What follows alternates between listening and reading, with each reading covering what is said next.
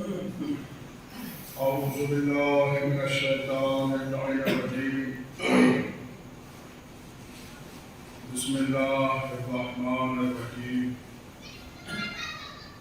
الحمد لله رب العالمين، الصلاة والسلام على سيدنا ومولانا صاحب التاج والمعراج والبراق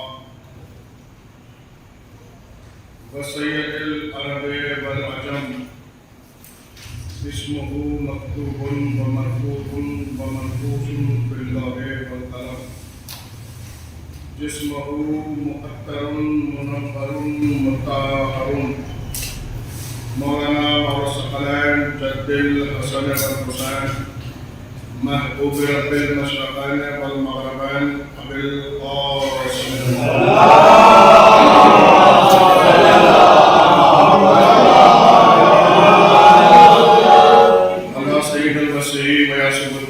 امیر المومنین، غالب علی کل غالب، مطلوب کل طالب، جانی علی ابن ابی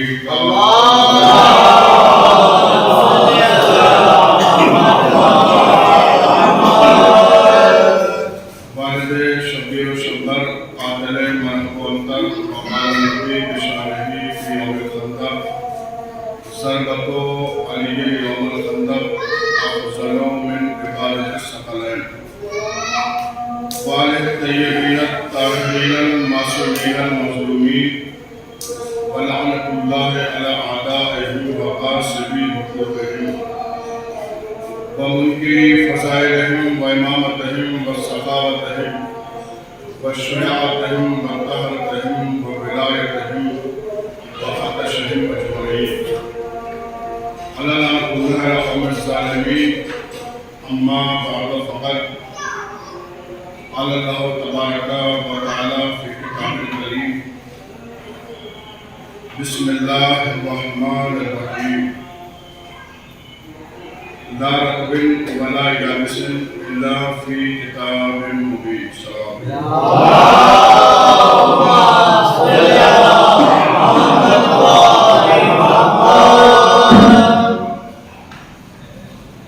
پروردگار عالم قرآن مجید میں ارشاد فرماتا ہے: لا رطب ولا یابس الا فی کتاب مبین. کوئی خشک و تر ایسا نہیں ہے کہ جس کا ذکر کتاب مبین میں نہ ہو. یعنی ہر وہ چیز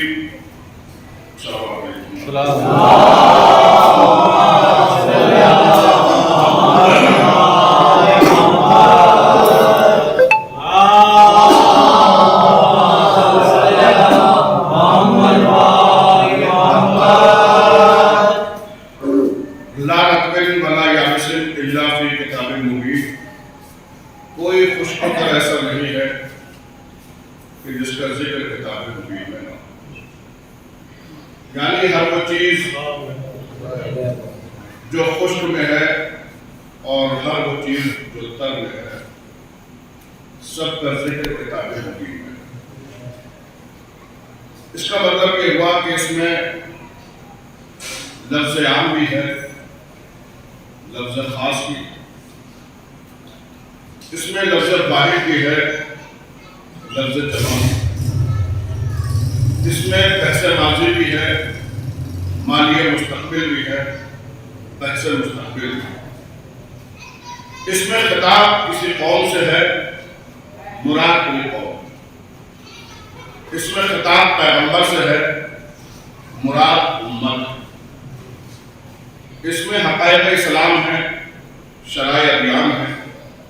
اس میں جذبات و محسوسات کا سوز ہے، تصور و تخیلات کے شعلے ہیں، شعور و ادراک کا باغپن ہے، وجدان و آگہی کا نطق ہے، موج شمیم کا خیام ہے، کلیوں کا روپ ہے، ستاروں کا جمال ہے، آبشاروں کا ترنم ہے، سباؤں کا لمس ہے، مشاہدات و بصائر کا علاو ہے. اس میں ذہنی کشف و الہام کا سرور ہے. اس میں حکایتیں ہیں، شکایتیں ہیں، روایتیں ہیں.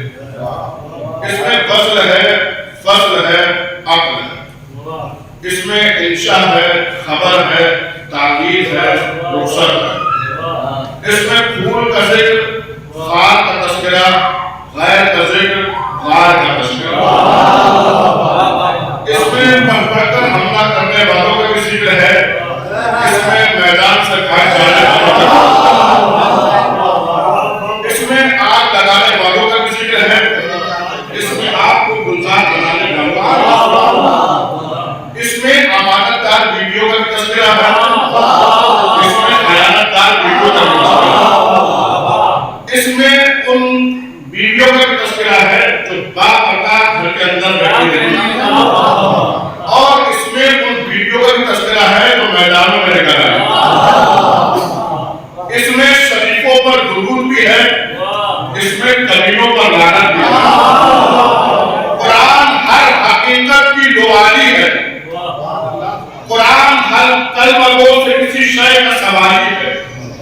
بات کو سمیٹ کر یوں کہہ لوں کہ قرآن رسوائی ہے مشرکین کی، قرآن مدح سرائی ہے امیر المومنین۔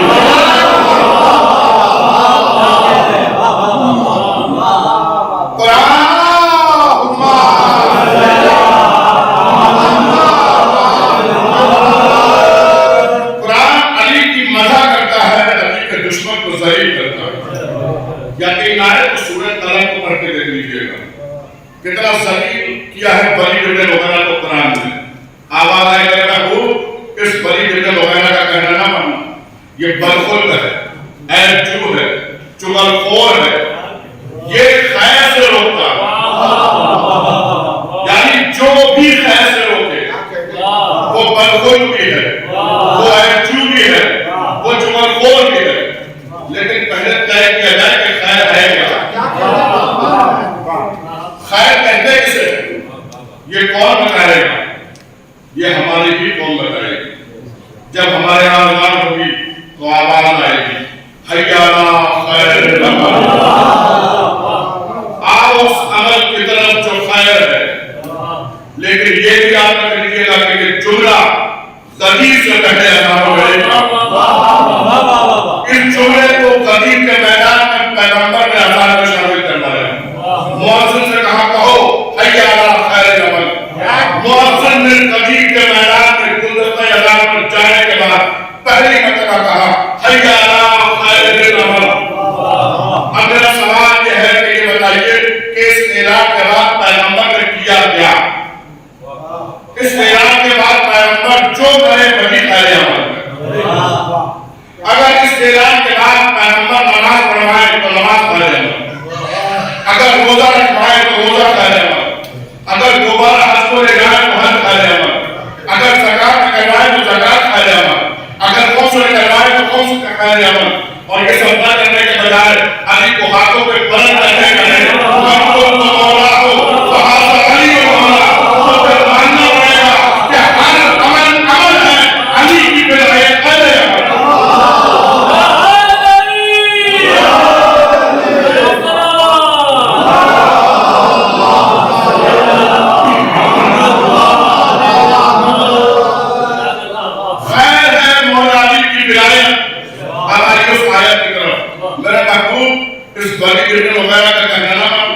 یہ بدخلق ہے، عیب جو ہے، چغل خور ہے، یہ خیر سے روکتا ہے، خیر ہے ولایت، یہ ولایت سے روکتا ہے۔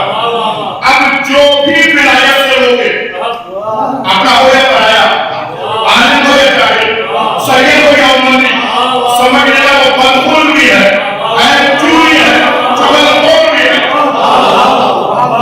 اور بات کہیں تک ہوگی نہیں، میں کہوں گا بات آیت آگے بڑھ کے کہتی ہے مسلم بازار سارے کا سلیم، اے میرے محبوب یہ جو علی کی ولایت سے ہو رہا ہے یہ حد سے زیادہ گزرا ہوا حرام زیادہ ہے۔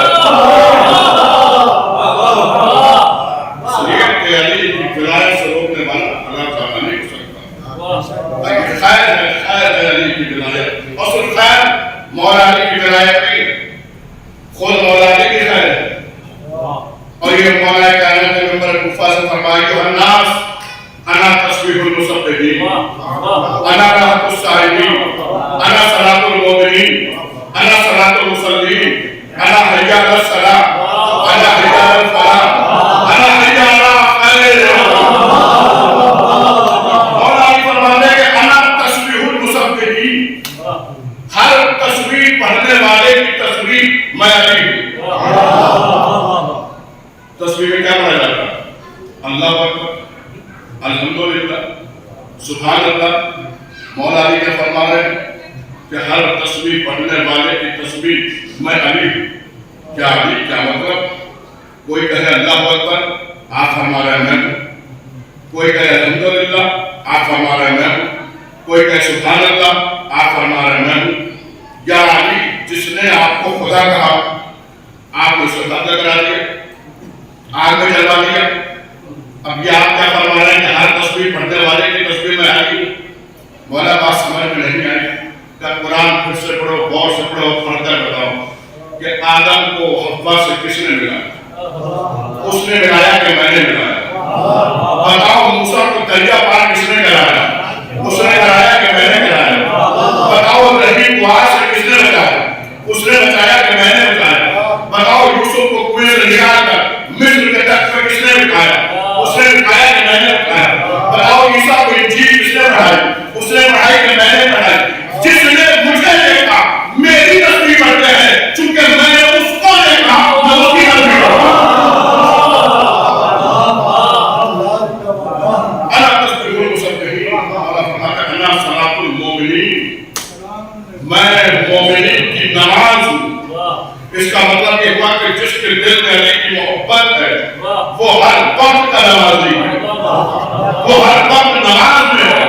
کیونکہ مولا فرماتا ہے انا صلاۃ المؤمنین، میں مومنین کی نماز ہوں۔ حالانکہ بات مکمل تھی، لیکن مولا نے دوسرا جملہ ارشاد فرمایا کہ انا صلاۃ المصلین، میں نمازیوں کی صلاۃ، میں نمازیوں کی نماز ہوں۔ جبکہ بات مولا کی مکمل تھی کہ جملے سے کہنا صلاۃ المؤمنین، میں مومنین کی نماز ہوں، لیکن مولا نے دوسرا جملہ کو ارشاد فرمایا کہ انا صلاۃ المصلین، میں نمازیوں کی نماز ہوں۔ نہ سمجھ میں آتا کہ قرآن کی ایک آیت نہ ہوتی، بڑھ کر آباد تھی وَيْلٌ لِّلْمُصَلِّينَ الَّذِينَ هُمْ عَنْ صَلَاتِهِمْ سَاهُونَ، ویل ہے، جہنم ہے ان نمازیوں کے لیے جو اپنی صلاۃ سے غافل ہیں۔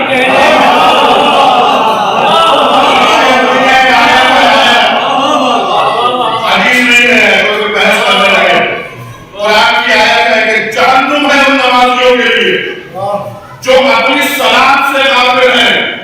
مولا فرماتا ہے انا صلاۃ المصلین، نمازیوں کی صلاۃ میں ہوں۔ اس کا مطلب یہ ہوا کہ ہر نمازی جہنم میں نہیں جائے گا، وہ نمازی جہنم میں جائیں گے جو علی سے غافل ہے۔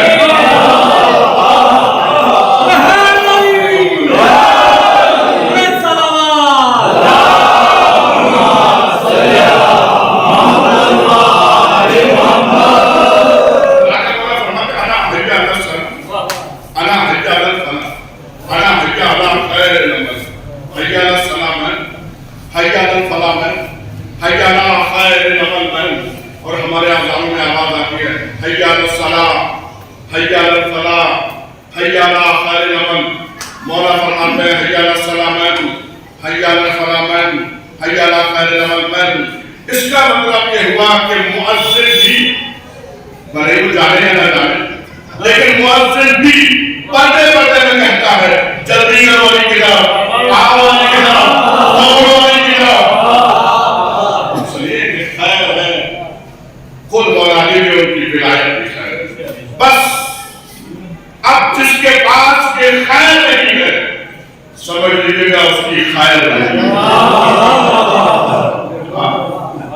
جس کے پاس یہ خیر نہیں ہے اس کی نہ یہاں خیر ہے نہ وہاں خیر ہے، اس لیے کہ خیر ہے مولا علی کی ولایت۔ اور اسی خیر میں سارا مسئلہ رکھا ہوا ہے، عالم ارواح سے لے کر ازل سے ابد تک سارا مسئلہ ہی ولایت کا۔ عالم ارواح میں بھی روحوں سے اقرار کیا وہ ولایت علی المومنین، اور اللہ نے علی کی ولایت۔ اچھا ایک چیز ہے دنیا میں، آپ سروے کہیں بھی دیکھ لیجیے، جو بھی دنیا میں ذلیل ہے یا ہو رہا ہے یا ہو ہوگا وہ علی کی ولایت کے انکار میں رہو، اور دنیا میں جو بھی عزت دار ہے وہ علی کی ولایت کے اقرار میں رہو۔ اور خود پیغمبر نے فرمایا کہ آدم سے پوچھو کہ اللہ نے آدم کو یہ عزت کیوں دی کہ آدم کا حمید اللہ نے اپنے ہاتھوں سے بولا؟ فرمایا علی کی ولایت کے اقرار میں رہو۔ فرمایا عیسیٰ سے پوچھو اللہ نے ان کو عالمین میں آیت قرار دیا، کس وجہ سے؟ کہ علی کی ولایت کے اقرار میں رہو۔ کہ موسیٰ سے پوچھو موسیٰ کو اپنا کلیم قرار دیا، کس وجہ سے؟ فرمایا علی کی ولایت کے اقرار میں رہو۔ معلوم ہے کہ علی کی ولایت جہاں جہاں ہوتی ہے وہ شے عزت دار ہوتی ہے، اور جہاں علی کی ولایت نہیں ہوتی وہ شے ذلیل ہوتی ہے، رسوا ہوتی ہے۔ اور دیکھ لیجیے کہ معصوم نے فرمایا کہ جب اللہ نے علی کی ولایت کو زمینوں میں پیش کیا تو زمینوں میں سے جس نے سب سے پہلے علی کی ولایت کو قبول کیا وہ ہے مکہ کی زمین، اس پر اللہ نے اپنا گھر رکھا۔ پھر اللہ نے علی کی ولایت کو آسمانوں میں پیش کیا، آسمانوں میں سے جس نے سب سے پہلے قبول کیا اللہ نے اس پر عرش بنا دیا۔ پھر اللہ نے علی کی ولایت کو پھولوں میں پیش کیا، پھولوں میں سے جس نے سب سے پہلے علی کی ولایت کو قبول کیا اللہ نے اسے گلاب بنا دیا۔ اللہ نے علی کی ولایت کو پانیوں میں پیش کیا، پانیوں میں سے جس نے سب سے پہلے علی کی ولایت کو قبول کیا اللہ نے اسے آب حیات بنا دیا۔ ایسا پانی جو پینے تو کبھی مر نہیں سکتا، تو پانی میں کوئی ذاتی تاثیر نہیں ہے اس کی کہ اسے کوئی پینے کوئی مر نہیں سکتا، کہ علی کی ولایت کے اقرار میں سبب کہ جو اس پانی کو پی لے تو کبھی مر نہیں سکتا۔ اس کا مطلب یہ ہوا کہ علی کی ولایت جہاں جہاں ہوگی وہ شاید زندہ ہوگی۔ اگر علی کی ولایت پانیوں میں ہے تو پانی زندہ، اگر علی کی ولایت انسانوں میں ہے تو انسان زندہ، اگر علی کی ولایت اذانوں میں ہے تو اذانیں زندہ۔ جہاں جہاں علی کی ولایت ہوگی تو جملہ کہہ دوں گا تو ہو سکتا ہے اس لیے کہ خود حاشیے خود کی لگا سکتے ہیں کہ جہاں جہاں علی کی ولایت ہوگی وہ شاید زندہ، جہاں جہاں علی کی ولایت ہوگی۔ پھر اللہ نے علی کی ولایت پتھروں میں پیش کیا، پتھروں میں سے 3 پتھر میں سب سے پہلے علی کی ولایت کو قبول کیا۔ ایک کو اللہ نے یاقوت بنا دیا، ایک کو اللہ نے حقیق بنا دیا، ایک کو فیروزہ بنا دیا۔ موجود ہے قرآن میں پتھر کی حکایت، ملتی ہے کتابوں میں بھی اب تک کی روایت کہ وقت کے اللہ نے جس وقت عنایت پتھر پہاڑوں میں اتاری ہے ولایت، اس امر پہ دل جس نے بھی مسرور بنایا خوش ہو کے قرآن نے اسے کوہ طور بنایا۔ اس نظم کی جلوان میں جو لفظ کیے ہیں قرآن سے تاریخ سے مقتل سے لیے ہیں، یہ فیصلے اللہ کے قلم نے بھی کیے ہیں۔ پتھر کو خدا بند نے 2 روپ دیے ہیں، مومن ہے تو مومن کی انگوٹھی پہ جان ہے، منکر ہے تو مخلوق کے باہوں میں پڑا۔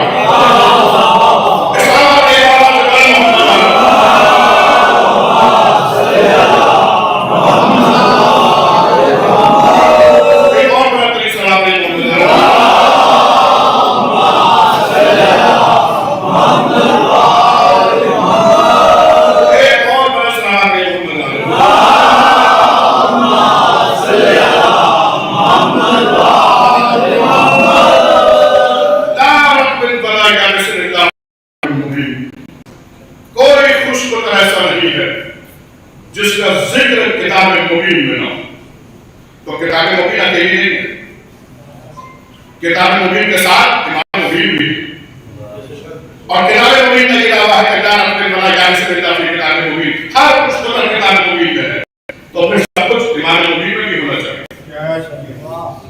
یہ کون بتائے گا کہ امام مبین میں کیا کیا ہے؟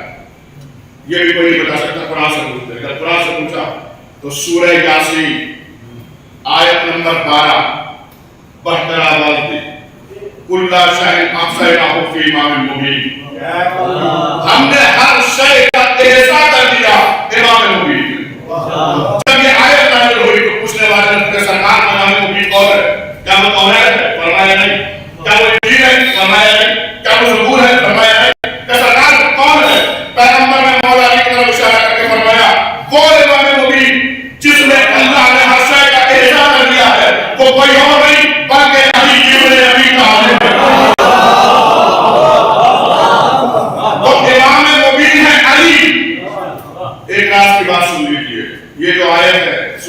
یاسین کی اس آیت کا نمبر ہے 12.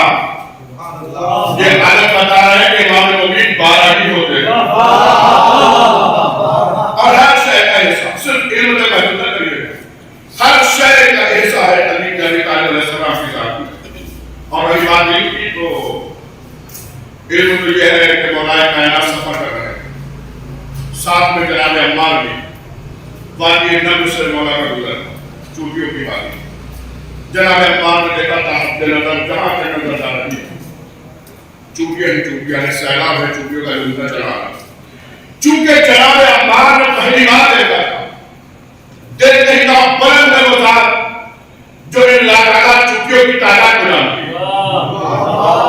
بس جیسے ہی کہا تو مولانا عمار کی طرف دیکھا اور دیکھنے کے بعد فرمایا عمار ایسا نہ کہو، بلند ہے وہ ذات جو ان لاکھوں چوٹیوں کی تعداد کو جانتی ہے، بلکہ کہو بلند ہے وہ ذات جو ان چوٹیوں کی خالق ہے. جناب مولا تعالیٰ کے بارے میں کیوں نہ کہا؟ فرمایا عمار ان کی تعداد تو میں علی بھی جانتا ہوں، صرف تعداد نہیں جانتا ہوں، یہ بھی جانتا ہوں ان میں نر کتنے ہیں، ان میں مادہ کتنی ہے. تو ہم میں اور ان میں تو یہی فرق ہے کہ ہم اس علی کے ماننے والے ہیں جو نر اور مادہ کا پتہ رکھتے ہیں، وہ ان کے ماننے والے ہیں جو دربار میں نہ بتا سکے وہ کیا ہے وہ نہیں ہے.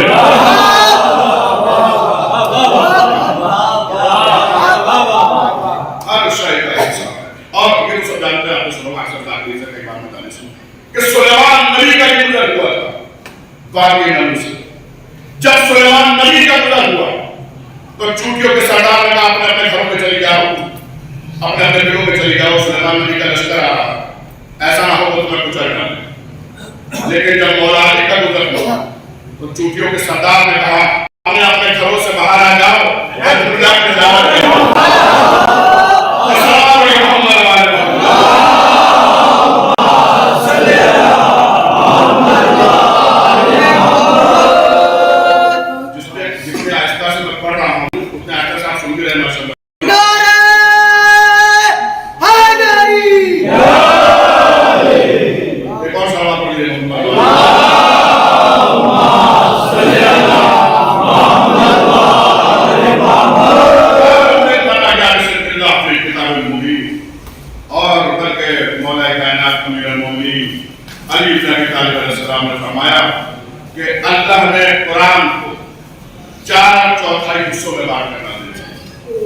ایک حصہ وہ ہے کہ جس میں ہماری اور ہمارے شیعوں کی مدح، ایک حصہ وہ ہے جس میں ہمارے دشمنوں کی پناہ، ایک حصہ وہ ہے کہ جس میں گزرے ہوئے واقعات ہیں انبیاء کے تذکرے، ایک حصہ وہ ہے کہ جس میں احکام بیان کیے گئے. بلکہ میں آپ کو بتاؤں کہ قرآن 5 قسم کے اعجاز پر مبنی ہے. قرآن میں اعجاز حقیقت بھی ہے، اعجاز لفظی بھی ہے، اعجاز حرفی بھی ہے، اعجاز کمال بھی ہے، اور قرآن میں اعجاز عددی بھی. قرآن میں عدد کا بھی کمال. اب علم العدد کے علماء مثالیں پیش کرتے ہیں. مثلا سال میں کتنے مہینے ہوتے ہیں؟ 12. مہینے کو عربی میں کہتے ہیں شہر، اور سال میں ہوتے ہیں 12 مہینے. چاہیے جا کے قرآن دیکھیے گا لفظ شہر قرآن میں 12 ہی دفعہ آیا. اور یہ جو مہینے قرآن میں ان سے مراد کی جنوری فروری نہیں، ان سے مراد 12 امام. اچھا سال میں دن کتنے ہوتے ہیں؟ 365. اگر ایک دن ہو تو عربی میں یوم، بہت سارے ہوں جمع کرنا پڑتا ہے ایام. جائیے جا کے قرآن میں دیکھیے گا قرآن میں یوم اور ایام کے لفظ 365 دفعہ ہے. اچھا نمازیں کتنے لوگوں کی واجب ہے ہمارے اور آپ کے اوپر؟ 5.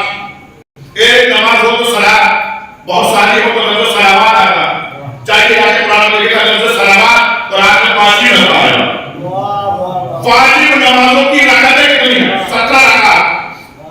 جائیے جا کے قرآن دیکھیے گا قیام کے ساتھ صلاۃ کا ذکر 17 دفعہ ہے. اچھا واجب نمازوں کی رکعت 17 اور 17 رکعت کے سجدے کتنے ہیں؟ ایک رکعت کے ہوتے ہیں 2 سجدے، 17 رکعت کے ہیں 34 سجدے. جائیے جا کے قرآن دیکھیے گا لفظ سجدہ اور اس کے مشتقات کا ذکر قرآن میں 34 دفعہ ہے. مسافر پر نماز قصر ہے، اور قصر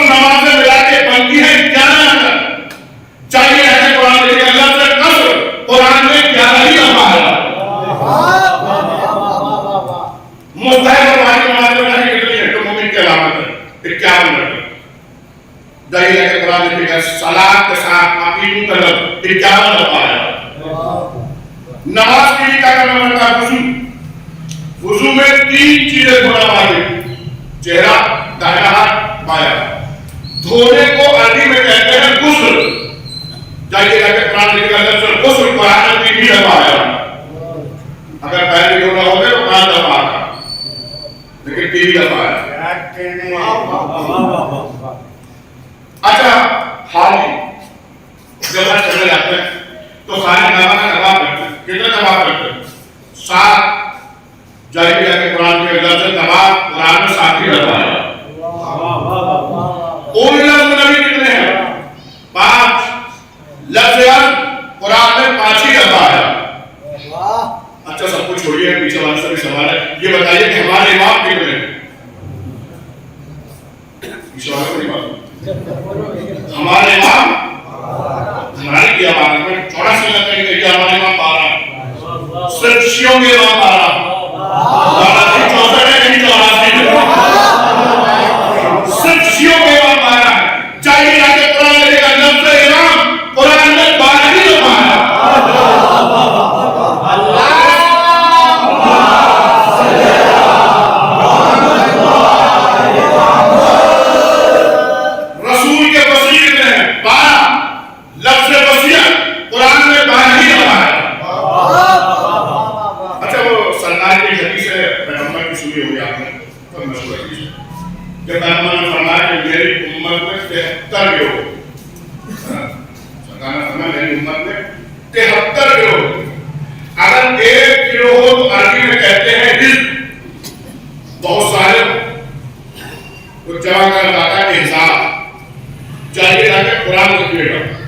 قرآن میں ایک سورہ ہے سورہ احزاب، اس کی آیتیں بھی 73 ہیں. یعنی یہ عدد بتا رہا ہے کہ خدا کا کلام. دیکھیے علم الآیات کے علماء نے دنیا گئے فیصلہ کیا، قانون کیا کہ اگر کسی سورے کا کسی آیت کا مقدار نہ ملا تو عدد نکال لیجیے، معلوم ہو جائے گا کہ کون سی سورے کا مقدار.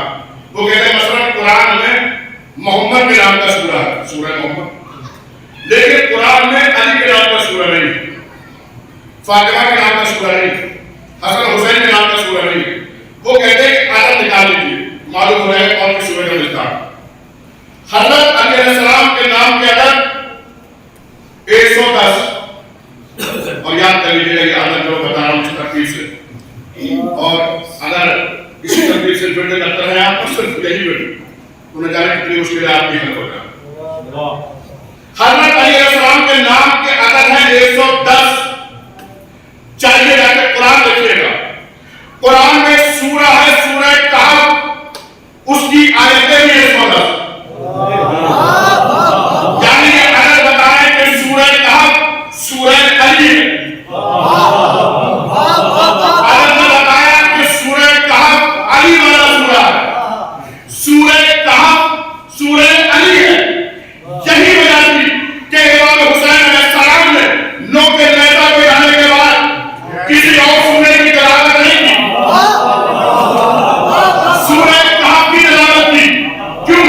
اور بھی سورے تھے، کسی اور سورے کی تلاوت کیوں نہیں؟ یہ سورہ کہف کی تلاوت کیوں کی؟ کیونکہ سورہ کہف سورہ علی ہے، علی والا سورہ ہے. امام حسین نے سورہ کہف کی تلاوت کر کے ہر صدی کے منکر کو بتایا کہ جان لے کہ کربلا کی جنگ نماز روزے میں نہیں، میرے باپ کی ولایت پر ہے.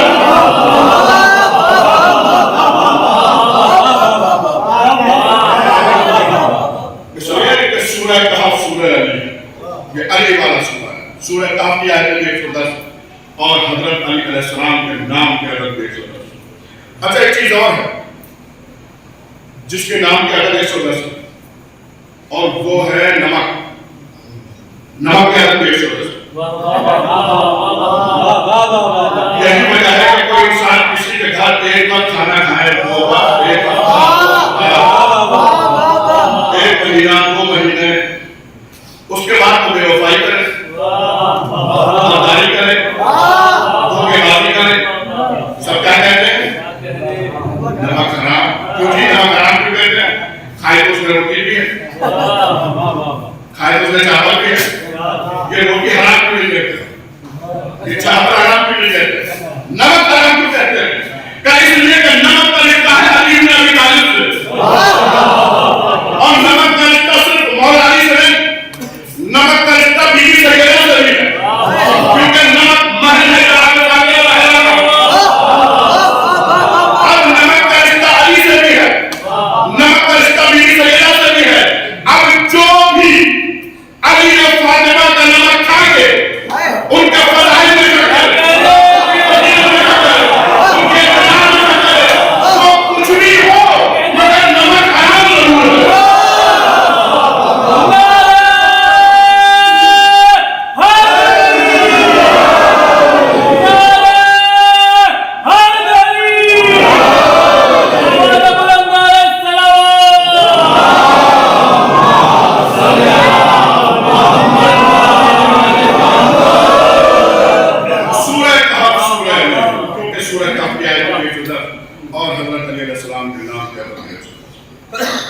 بیوی سیدہ کے نام کر لفظ فاطمہ کے نام کر 135 کل تعمیر در جوڑی ہے 9 بنتے 135 قرآن میں سورہ ہے سورہ طٰہٰ، اس کی آیتیں 135 یہ غلط بتا رہے ہیں کہ سورہ طٰہٰ سورہ فاطمہ، امام حسن علیہ السلام کے نام کے عدد ہے 118، قرآن میں سورہ ہے سورہ مومنون، اس کی آیتیں بھی 118، یہ عدد بتا رہا ہے کہ سورہ مومنون سورہ امام حسن، امام حسین علیہ السلام کے نام کے عدد ہے 128، قرآن میں سورہ ہے سورہ نحل، اس کی آیتیں بھی 128، یعنی عدد نے بتایا کہ قرآن میں سورہ علی بھی ہے، سورہ فاطمہ بھی ہے، سورہ حسن بھی ہے، جملے کو بدل کر کہتے کہ قرآن میں علی بھی، قرآن میں فاطمہ بھی،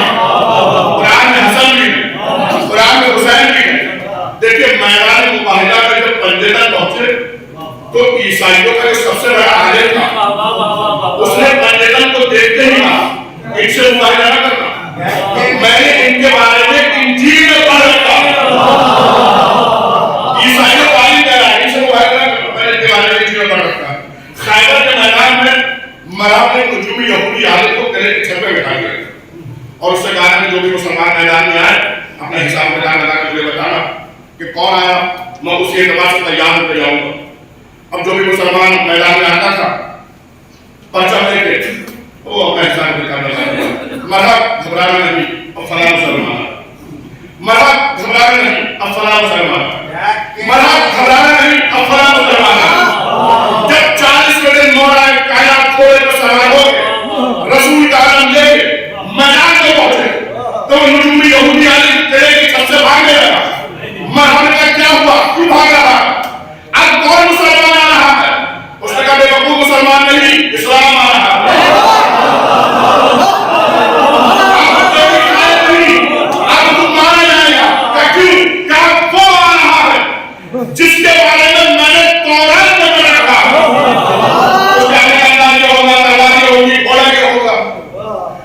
عیسائیوں کے آنے میں کیا کہا، ہم نے ان کے بارے میں انجیل میں پڑھا تھا، یہودیوں کے آنے میں کیا کہا، ہم نے ان کے بارے میں تورات میں پڑھا تھا۔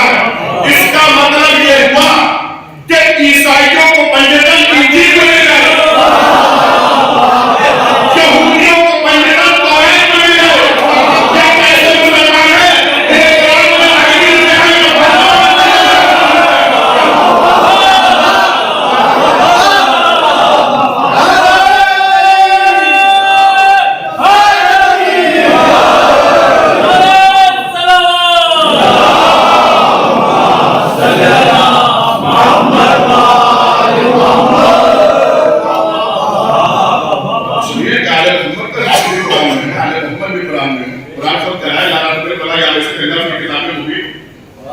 کوئی مشکل ایسا نہیں ہے اس کا ذکر کتاب مبین میں نہ ہو، تو آل محمد کا ذکر بھی کسی مشکل میں ہے، اور پھر کتاب مبین اکیلی نہیں ہے، کتاب مبین کے ساتھ امام مبین بھی، اور حدیث کے پیغمبر کی سرکار نے فرمایا ان طالب علم کی مستقلان کتاب اللہ کا ذکر عام ہے کہ میں تمہارے درمیان دو چیزیں چھوڑ جا رہا ہوں، قرآن اور ایک حدیث ہے۔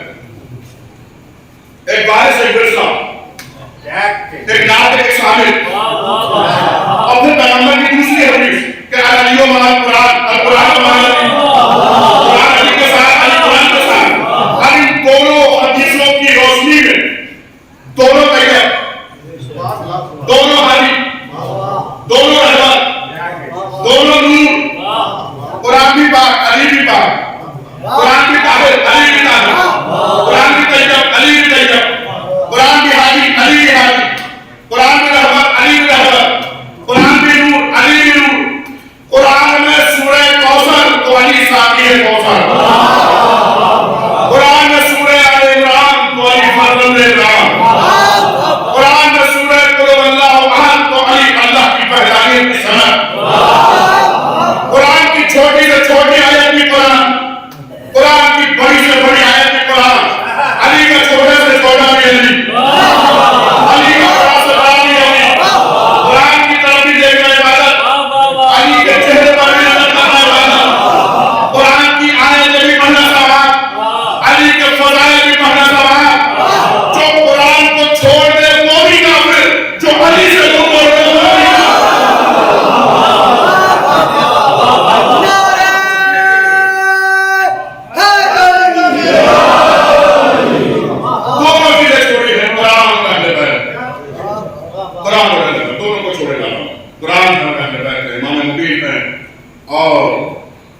کتاب مبین دونوں کی عظمت ہے، مرتبہ ہے، بلندی ہے، فضیلت ہے.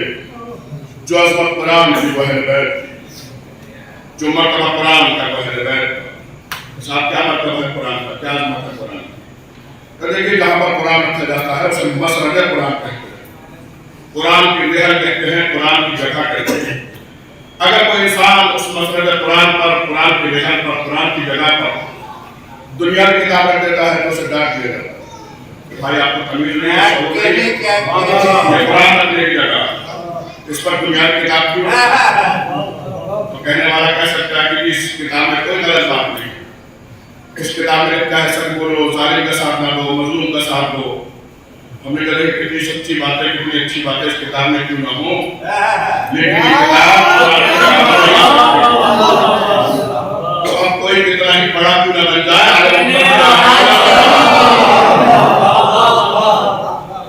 قرآن کی عظمت کیا ہے کہ قرآن کی جگہ پر قرآن کے علاوہ کوئی اور آ نہیں سکتا، قرآن کی جگہ پر قرآن ہی آئے گا. تو جو عظمت قرآن کی ہے وہ عظمت اہل بیت کی. جس طرح سے قرآن کی جگہ پر قرآن کے علاوہ کوئی اور نہیں آ سکتا، اسی طرح سے مسجد اہل بیت پر بھی اہل بیت کے علاوہ کوئی اور نہیں آ سکتا. اگر آ بھی جاتا ہے تو حسن و حسین یہ کہہ کے اتار دیتے ہیں اتر میرے بابا نے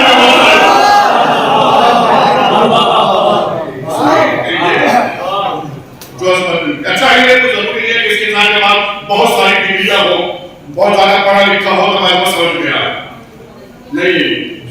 شرافت ہونا چاہیے، طہارت ہونا چاہیے. بغیر پڑھے بھی سمجھ میں آتا ہے کہ اس کی عظمت کیا ہے. مثال کے طور پر میں کسی گھر کے اندر داخل ہوا تو میں نے دیکھا ایک کتاب زمین پہ پڑھی ہے اور ایک کتاب اوپر رکھی ہے. میں نے صاحب خانہ سے پوچھا یہ زمین پہ پڑھی ہے یہ کون سی کتاب، یہ جو اوپر رکھی ہے یہ کون سی کتاب؟ جو زمین پہ پڑھی ہے دنیا کی کتاب ہے، عام کتاب. وہ جو اوپر وہ اللہ کی کتاب قرآن. تو بغیر پڑھے بھی سمجھ میں آتا ہے کہ جو نیچے ہے وہ دنیاوی، جو اوپر وہ قرآن. جو نیچے وہ دنیاوی، جو اوپر وہ قرآن. جو نیچے وہ دنیاوی، جو اوپر وہ قرآن.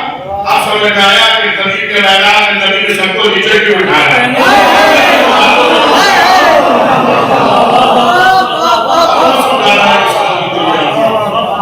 قرآن کی عظمت، قرآن بیت کی عظمت، اس لیے دونوں کو ساتھ چھوڑا. اچھا بہت باتیں بہت ساری ہے کہ دونوں کو ساتھ میں کیوں چھوڑا، لیکن مسئلہ یہ ہے کہ جب ایک کام ایک انسان کر سکتا تو پھر دوسرے انسان کو اسی کام کے لیے نہیں بھیجا جاتا کہ آپ یہ وہی کام کیجیے. قرآن اور اہل بیت کو چھوڑا ہدایت کے لیے. قرآن کو اس لیے چھوڑا تاکہ ہدایت کرے، اہل بیت کو اس لیے چھوڑا کہ ہدایت کرے. تو دونوں کو کیوں چھوڑے؟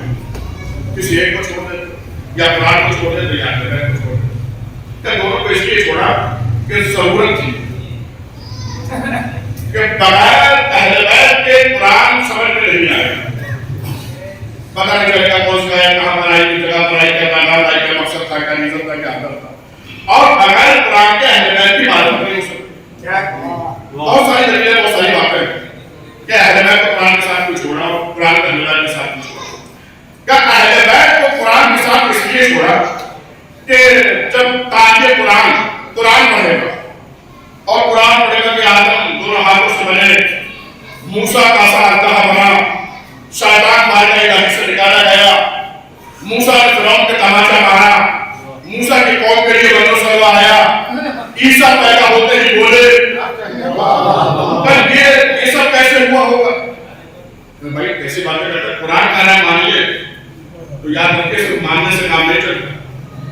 ہم کیا، ہماری اوقات کیا، ابراہیم جیسا نبی کہہ رہا ہے، پالنے والے دکھا دے اردو کو زندہ کیسے کرتا. آواز ہوتا ہے ابراہیم کا تو ہم پہ یقین نہیں ہے، کا پالنے والے یقین تو ہے. اگر دیکھ لوں گا تو قلب کو اطمینان آ جائے گا. یعنی ابراہیم کا قلب مطمئن نہیں ہے. اب ایک اور سنیے یہاں پر، اب آج کے بعد ابراہیم کا مقابلہ امام حسین سے نہ کیجیے گا، اس لیے کہ ابراہیم وہ ہے جن کا قلب مطمئن نہیں ہے، حسین وہ ہے جن کا نفس مطمئن ہے.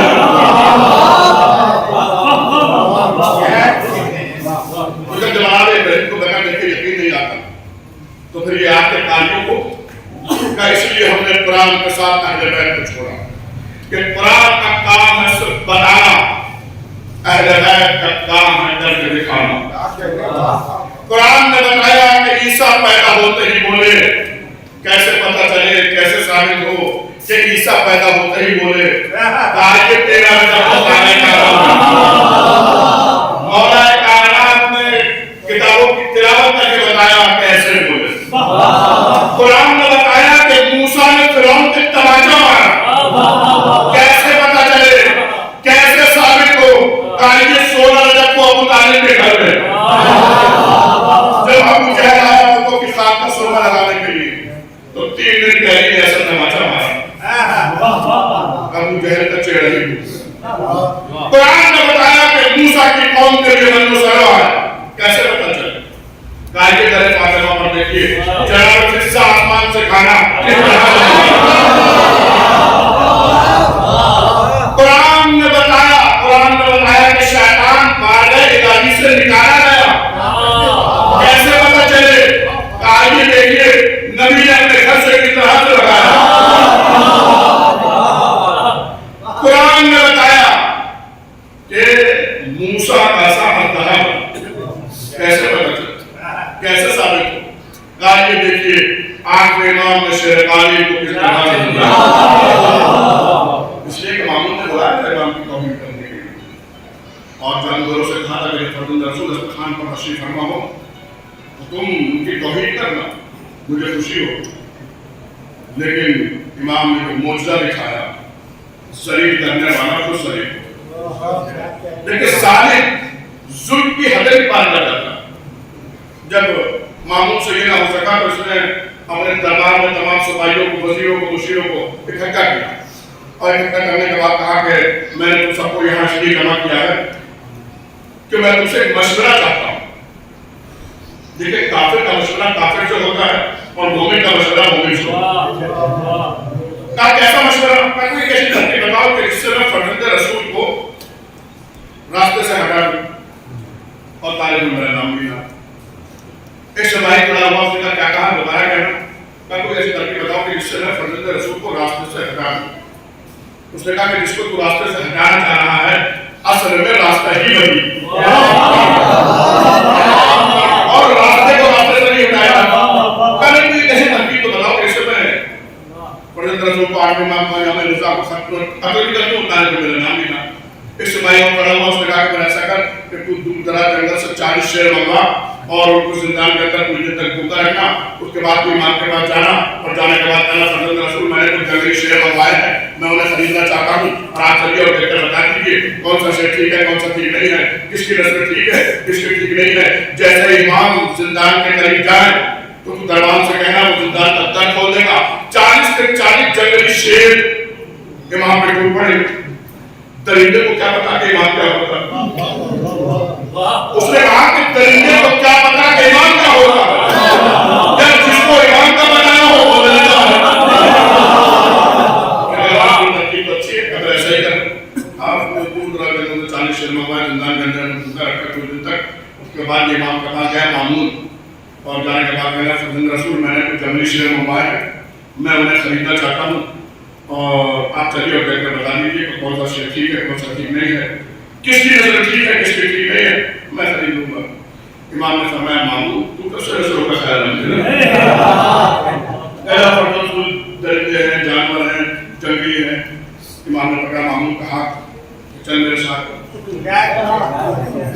فرزند رسول کہا فرمایا زندان کے اندر شیر دیکھنے کے لیے، کہنے کا فرزند رسول نہیں میں وہاں نہیں جاؤں گا، اور درندہ ویسے بھی درندے کا دشمن ہوتا ہے، آپ جائیے۔ امام نے فرمایا نہیں تو چل میرے ساتھ۔ کہنا فرزند رسول میں وہاں جا کے کیا کروں؟ شیر کو آپ کو دیکھنا، میں وہاں کیا کروں؟ امام نے فرمایا شیر کو میں نے دوں گا، اگر تو جائے گا نہیں تو بتاؤں گا کیسے کہ کون سا شیر ٹھیک ہے کون سا ٹھیک ہے، کس کی نظر ٹھیک ہے کس کی ٹھیک نہیں ہے۔ خاموش ہو گیا۔ تھوڑی دیر کے بعد میں نے کہا اچھا فرزند رسول میں ایسا کرتا ہوں کہ میں زندان کی چھت کے اوپر چلا جاؤں اور آپ زندان کے اندر چلے جائیے گا، اشارے سے بتا دیجیے گا یہ شیر ٹھیک ہے یہ ٹھیک نہیں ہے، اس کی نظر ٹھیک ہے اس کی ٹھیک نہیں ہے، میں خرید لوں گا۔ امام نے فرمایا ٹھیک ہے چل تو ایسا ہی کر لے۔ ابھی تمام سپاہیوں وزیروں مشیروں کو لے کے زندان کی چھت کے اوپر امام زندان کے قریب پہنچے۔ جیسے ہی امام زندان کے قریب پہنچے تمام نے زندان کا در کھولا۔ جیسے ہی زندان کا در کھولا 40 کے 40 جنگلی شیر اللہ کے شیر کے قدموں میں جھک گئے۔ اب درمیان میں انسانیت کا کعبہ شیر تمام کر رہے ہیں، کوئی ہاتھوں کو چھو رہا ہے، کوئی پیروں کا بوسہ لے رہا ہے، کوئی دامن کو پکڑ رہا ہے، کسی کی آنکھوں میں آنسو ہے۔ اب تک کی تقریر کا سب سے قیمتی جملہ اور جو بولنا نہیں جانتا ہے نا وہ بھی ضروری نہیں ہے کہ ہاتھ اٹھا کے سبحان اللہ کرے، لیکن زبان سے سبحان اللہ ضرور کرے، اس لیے کہ یہ جملہ ہے بھی آپ کے لیے۔ امام نے مامون کی طرف دیکھا اور دیکھنے کے بعد کہا مامون ان سب شیروں کو خرید لے، یہ سب شیر ٹھیک ہے، اور قیامت تک یاد رکھنا جو ہمارے آنکھوں میں سر رکھے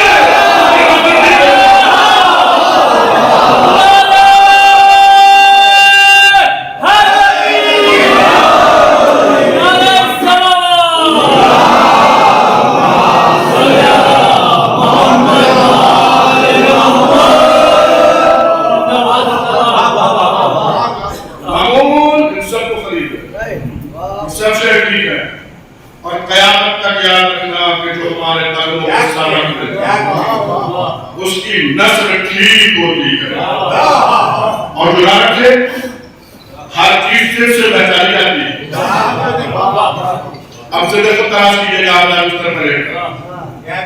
اور میں مامون کی طرف مولانا دیکھا اور دیکھنے کے بعد فرمایا مامون نیچے آیا، میرے پاس آ کے بیٹھا۔ کہنے لگے فرزند رسول میں نیچے نہیں ہوں۔ امام نے فرمایا کہ میں امام ہو کے کہہ رہا ہوں، معصوم ہو کے ابھی جملہ اور میں کہہ رہا ہوں، لیکن ابھی جملے کو بالکل بھی نہ کھولوں گا، اس کی تشریح سمجھنا آپ کا کام۔ امام نے فرمایا مامون آیا میرے پاس آ کے بیٹھا، جب تک میرے پاس بیٹھا رہے گا یہ شیر تجھے کچھ نہیں کہے گا، اور یاد رکھنا ہر دور کا گنہگار ہمارے پاس بیٹھے ہی کے جا سکتا ہے۔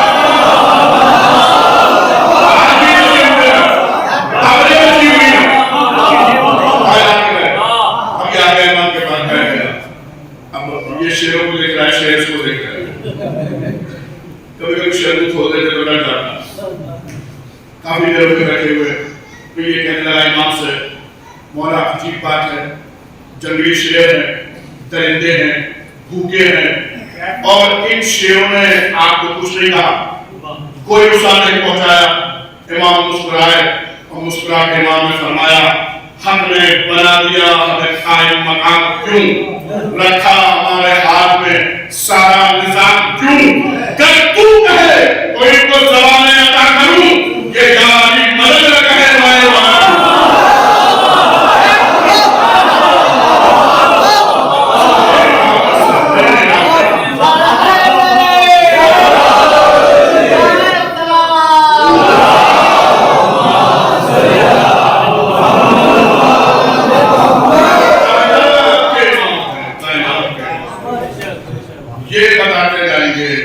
کون سی آیت کہاں پر آئی، کس طرح پر آئی، کس کے لیے آئی، کیوں آئی. اس لیے کہ یہ اور ہاں یہ بھی یاد رکھیے گا کہ قرآن صرف قرآن ہے، اہل بیت نہیں ہے. لیکن اہل بیت بھی ہے اور قرآن بھی ہے. اس لیے ظلم بھی اثر قرآن پہ بھی تیر چلائے گئے، ان کے جنازے پر بھی تیر چلائے گئے. قرآن کو بھی نظر پہ چڑھایا گیا، ان کے سر کو بھی نظر پہ چڑھایا گیا. قرآن کو بھی جلایا گیا، ان کے خیام کو بھی آگا گیا. اور کربلا میں بی بی زینب کے سر سے چادر نہیں اتری، جلدان ہے قرآن اتار دیا.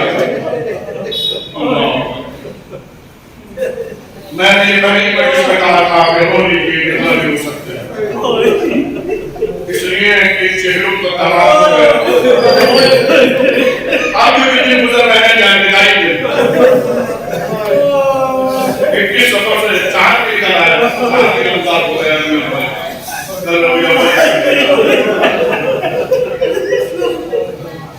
آج دن کے مولا میں رخصت ہو گئے ہیں مولا. میں یہی کہا کرتا ہوں کہ جتنا رو سکتے ہیں رو لیجیے، آئندہ سال وہی روئے گا جو رہے گا. جی جو اگلے برس کر گیا اور یہ وقت ہے جو چند بسے گڑیا کا سلام ہے، رو لیجیے. شہزادی قصہ لے بیوی آپ کو بھولے نہیں. شہزادی ایسا نہیں ہے کہ آپ اپنا آرام سکون چین چھوڑ کر یہاں پر شہزاد بیٹھے تو بیوی آپ کو بھولے. ہمارے یہاں مجلسوں میں کوئی دستور ہے کہ جب مجلس ہوتی ہے تو کچھ مومنین ایسے ہیں جو مجلس کی ابتدا میں آ جاتے ہیں، کچھ ایسے ہیں جو جب کچھ دیر مجلس ہو جاتی ہے تب تشریف لاتے ہیں، کچھ مجلس کے آخر میں پہنچتے ہیں مومنین. لیکن ایک ماں ہے جو سب سے پہلے اور ابھی مجلس تمام ہوتا ہے کہ آپ چلے جائیں، لیکن وہ ماں سب سے بعد میں جاتی ہے. آپ کو بولنا چاہیے ایک پہلے والے میں بچے کے بڑے والوں کے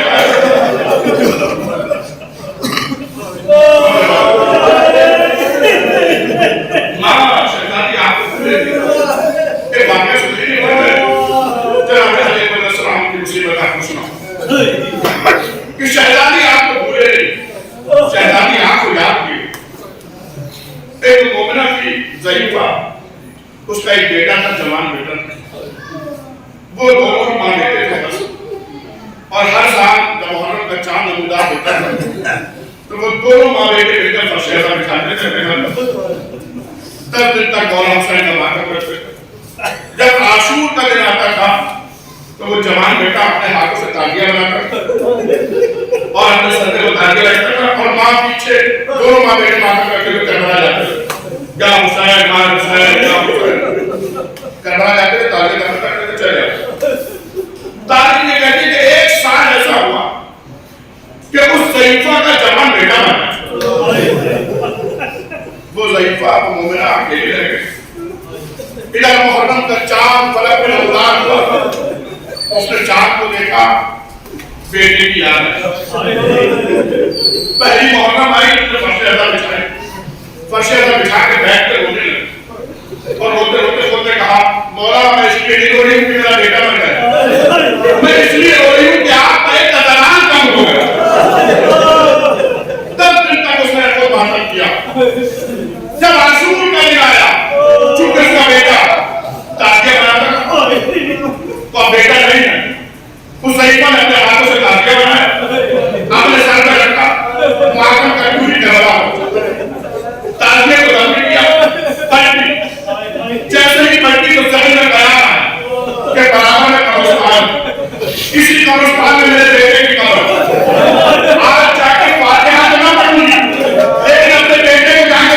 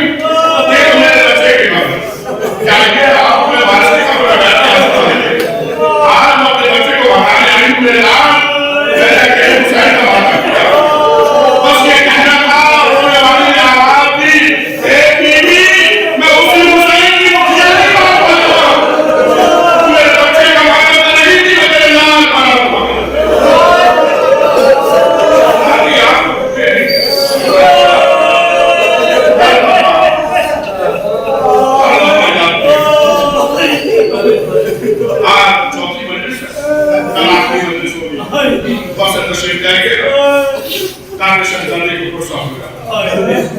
یہی سوچ کے مجلسوں میں بس سجایا کیجیے کہ شہزادی وہاں تشریف لے. اور یہ میرا پیغام بھی رہتا ہے کہ جہاں کہیں بھی مجلس میں جائیے بہت ہی ادب و احترام کے ساتھ بیٹھے. ہمارے بچوں کو بھی چھوٹوں کو بھی بتائیے جس کو بتا سکتے اسے بتائیے کہ جہاں کہیں بھی مجلس میں جائیے بہت ہی ادب و احترام کے ساتھ بیٹھے. اللہ جانے کون کس کے بیٹھے ہوئے ہیں, اللہ جانے کون کس کے برابر ہے. اور آج میرا دل کہتا ہے یقیناً ام لیلا تو آئی ہے, آج امام حسین بھی آئے کیونکہ آج علی اکبر کا ماتم, آج شہزادی ام لیلا کو غصہ دینا جناب علی اکبر کا کتنا پیار کرتے تھے امام حسین علیہ السلام. میں کوئی اشارت نہیں کروں گا تاکہ آپ کو بیان سنانا ہے. کتنا پیار کرتے تھے امام حسین علیہ السلام جناب علی اکبر. جناب ام لیلا فرماتی ہے کہ جب جناب علی اکبر چھوٹے سے لے کے پالے تھے تو بیوی فرماتی ہے کہ جب آدھی رات ہو جاتی تھی تو مجھے ایسا لگتا تھا جیسے کوئی سایہ میرے بچے کے جھولے کے بعد کھڑا ہوا. جناب ام لیلا فرماتی ہے میں کہا کہ آتی ہے کون ہے میرے بچے کے پاس, تو میں کہتی تھی کہ کوئی اور نہیں میرے والد حسین. علی اکبر کو دیکھ کے آنسو بہا رہے. میں کہتی ہوں میرے والد آج میرے بچے کو دیکھ کے رو کیوں رہے ہیں. تو میں کہا جب یہ 4 برس کا ہو جائے گا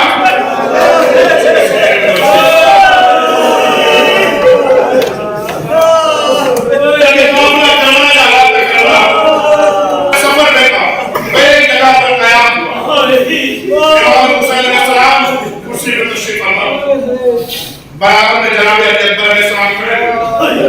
امام حسین کی آنکھیں بند, آنکھیں کھولی تو آئے استرجاع کی تلاوت کرتے. امام نے آنکھیں کھولتے ہوئے کہا انا للہ و انا الیہ راجعون. جناب علی اکبر علیہ السلام برابر میں کھڑے ہوئے کہ بابا قرآن کی تلاوت کرنا ہر وقت ثواب, لیکن آپ نے اس وقت آئے استرجاع کی تلاوت کرنا. امام نے فرمایا میرے دلال ابھی میری آنکھیں بند ہوئی تو میں نے دیکھا کہ خون کا دریا اور اس میں تمہارا باپ کمر کمر کھڑا ہوا, اور میرے دلال میں نے دیکھا کہ میرا دہنا بازو بیٹھا ہوا, میرے دلال میں نے دیکھا میرا بایاں بازو بھی بیٹھا ہوا. ایک مرتبہ جناب علی اکبر کا بابا نے تعبیر کیا کہا میرے دلال کو خون کا دریا کر رہا جس میں میں کمر کمر کھڑا ہوں. کہا بابا وہ آپ کا دہنا بازو, کہا کہ وہ ہمارے دریا پاس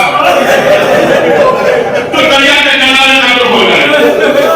کہا بابا وہ آپ کا بایاں بازو, کہا میرے دلال کو دہنا بازو ہمارے دریا پاس تو دریا کے کنارے شہید ہو جائے.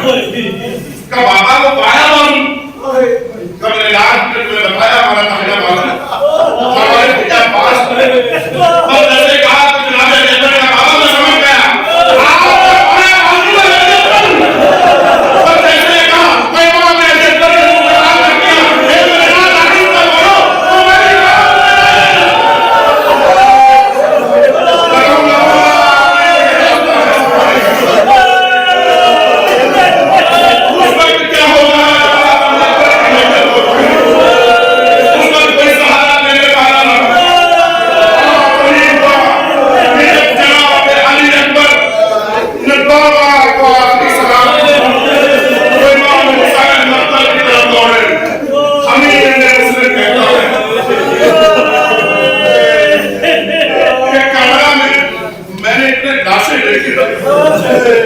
کہ مجھے رونا نہیں آتا.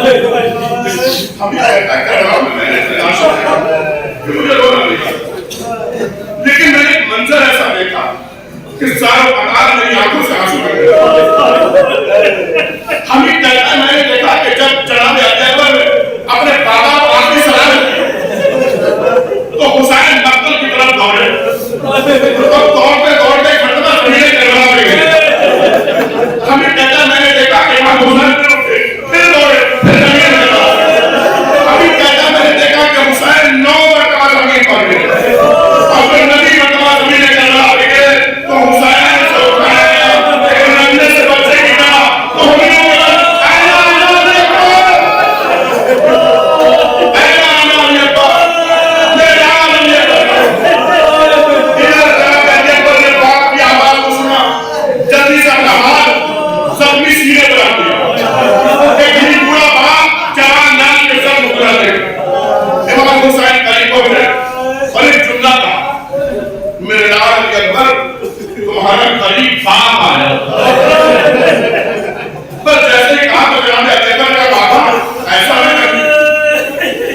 تو وہ ہوتا ہے کہ اس کا جوان بیٹا مرتا اے بابا آپ کا بیٹا نہیں کوئی بھی زندہ امام نے فرمایا میرے لال میں امام کو مجھے سب اپنا ہاتھ سینے سے لگا کہا بابا میں تیری سینے میں بہت تکلیف ہے امام حسین نے علی اکبر کے سینے سے بچی نکالی میں نہیں جانتا کہ کیسے نکالی لیکن ہاں کتابیں اتنا ضرور بتاتی ہیں کہ علی اکبر کے سینے سے بچی اکیلی نہیں آئی علی اکبر کے گلے میں سانپ ملا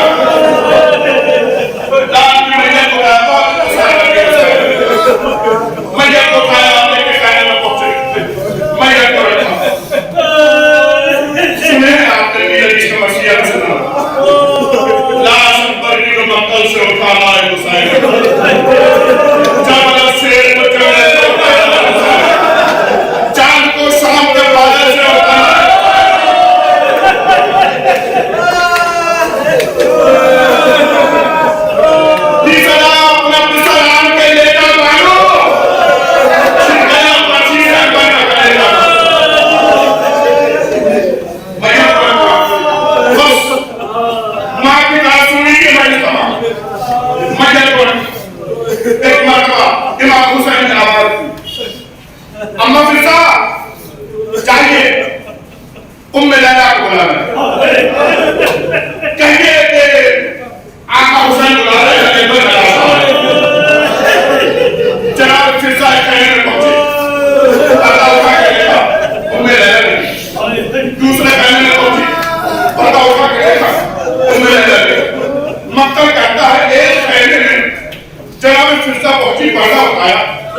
دیکھا کہ اس خائنے میں جناب ام لیلا تنہا اکیلی 20 خائنے میں کھائی ہوئی دونوں ہاتھ